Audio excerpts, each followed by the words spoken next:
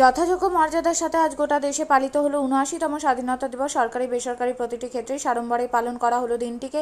একই ছবি লক্ষ্য করা যায় রায়গঞ্জে অবস্থিত উত্তর দিনাজপুর ডিস্ট্রিক্ট প্রেস ক্লাবে জাতীয় পতাকা উত্তোলন করা হয়।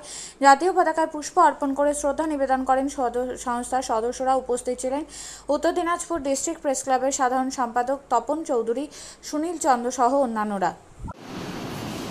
আমাদের দেশের ভারতবর্ষে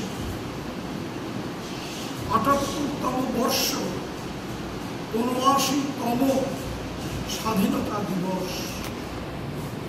অর্থাৎ এইটি আমার হিসেব করে মনে রাখতে হয় না, এই জন্য যে ওই স্বাধীনতার বর্ষে আমার জন্ম, অর্থাৎ আমারও এই ৬৯ বছর পূর্ব ৭৮ বছর পূর্ণ করে আর ১ মাস। সেই জন্য আমার এই দিনটি খুব স্মরণে থাকে যে ৭৮তম বর্ষ এবং ৭৯তম দিবস হচ্ছে আমাদের স্বাধীনতা দিবস।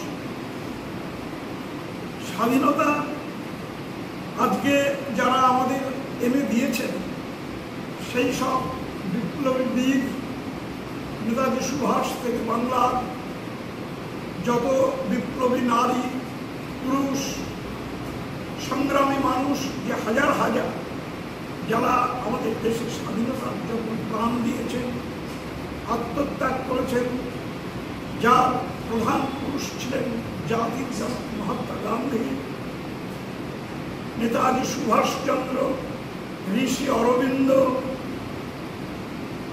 ক্ষুদিরাম, বিপ্লবী দল, অনুশীলন সমিতি, কত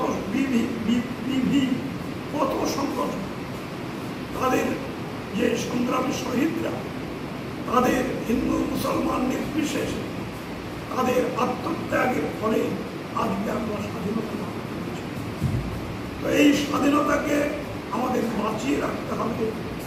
আমাদের আত্মসম্মান বাঙালি হিসাবে, ভারতবাসী হিসাবে তাকে জাগিয়ে রাখার দায়িত্ব আমাদের। আজকে স্বাধীনতা ৭৮ বছর পরেও আমাদের দেশের সংকট, স্বাধীনতার যে মূল স্তম্ভ এবং শর্তগুলো ছিল গণতন্ত্র, সমাজতন্ত্র, ধর্মনিরপেক্ষতা, সেই ধর্মনিরপেক্ষতার থেকে আমার দেশ ক্রমশ দূরে সরিয়ে যাচ্ছে। তো সেই যাতে সেই ধর্মনিরপেক্ষ আবহ, আমাদের সংবিধানের যে অধিকার, সেই অধিকারকে যাতে আমরা সুরক্ষিত করতে পারি, তার জন্য আমাদের প্রত্যেক ভারতীয় নাগরিকের সচেষ্ট হওয়া দরকার, আন্তরিক। আজকে অর্থনৈতিক দিক থেকে আমরা পৃথিবীর মধ্যে অন্যতম কয়েকটি রাষ্ট্রের একটি হলেও আমাদের এখনো দারিদ্র্য কাটেনি। আমাদের উত্তর দিনাজপুর জেলা প্রেস ক্লাবের সদস্য বন্ধুরা এখানে আছেন। আজকে আমাদের দেশের ৭৯তম স্বাধীনতা দিবস, খুব পাওয়ার পরে দিবসে আমরা পদার্পণ করলাম। আমাদের সভাপতি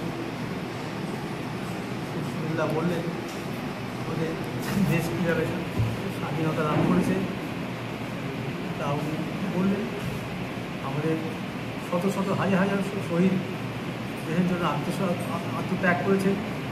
নেতাজি সুভাষ বসু সেই সশস্ত্র যুদ্ধ করে আজাদ হিন্দ সেনা গঠন করে ইংরেজদের বিরুদ্ধে লড়াই করেছে।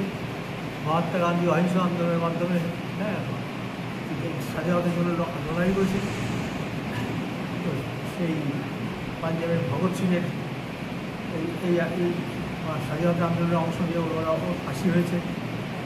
জালিয়ানওয়ালাবাগে স্বাধীনতার দাবিতে আন্দোলনে ব্রিটিশ পুলিশ, ব্রিটিশ সেনাবাহিনী নির্বিচারে অসংখ্য মানুষকে জালিয়ানওয়ালাবাগে হত্যা করেছে। আমাদেরও বহু স্বাধীনতা সংগ্রামীকে সেই ইংরেজরা যাবজ্জীবন কারাদণ্ড এমনকি সেই মৃত্যুদণ্ড পর্যন্ত দিয়েছে। এদের আত্মত্যাগের পরে আজকে আমরা এই স্বাধীনতা পেয়েছি। এই স্বাধীনতা আমরা এটা আপনার তাদের এই আত্মদান, আজকের দিনে আমরা তাদের যারা আমাদের জন্য আত্মত্যাগ করলেন তাদেরকে আমরা স্মরণ করছি।